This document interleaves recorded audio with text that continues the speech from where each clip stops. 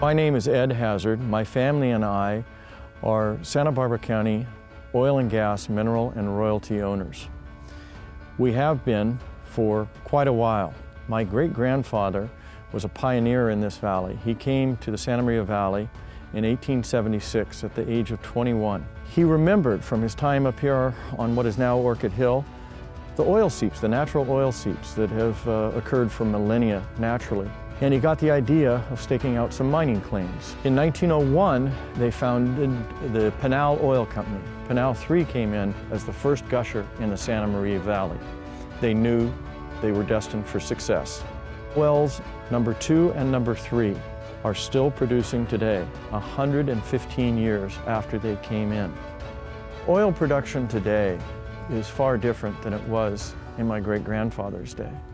We are so glad that we have the regulations to protect our environment for our children, grandchildren, and future generations.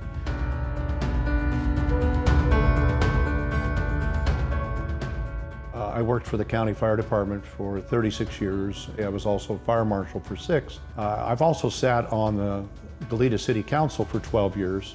When I first came to Goleta Valley back in the late 60s, walking along Goleta Beach,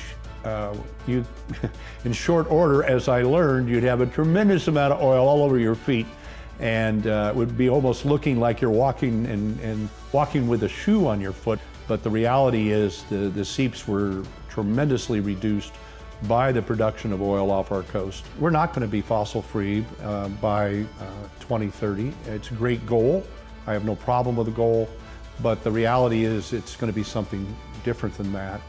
And so, you know, we need to be realistic about what's happening. And I believe in the local area as well as the state of California, it's important that we produce our own oil because we regulate it.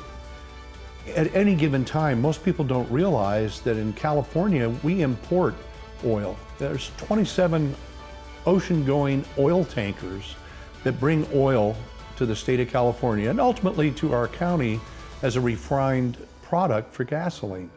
Locally produced oil in California is in the neighborhood of about 40 to 45%. That's unregulated. There's no safety issues, no environmental issues being taken care of elsewhere in the world like it is here locally. I like to think that we keep in mind that it should be locally produced, and that's in our benefit.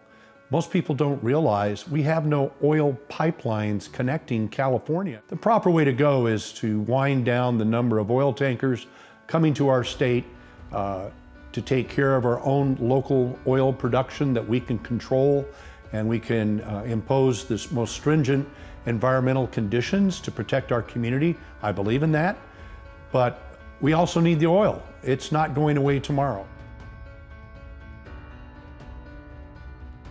We need to consider the sociological, the economic, the ethical, moral, and environmental impact of all decisions we make on all forms of energy. Our family and others want to produce our minerals. Every barrel of oil that's not produced here has to be imported from somewhere else. We now are in a position where we have to import 70% of our oil into California. Oil production over the last few years has skyrocketed in states. In California, it has declined. We want to be able to produce our minerals.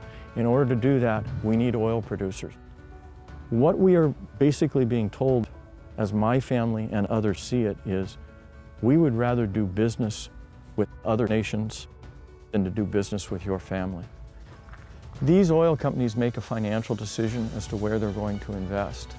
Are they going to invest in my family's leases and other families' leases in Santa Barbara County? Or are they going to invest in Texas or Oklahoma or Colorado?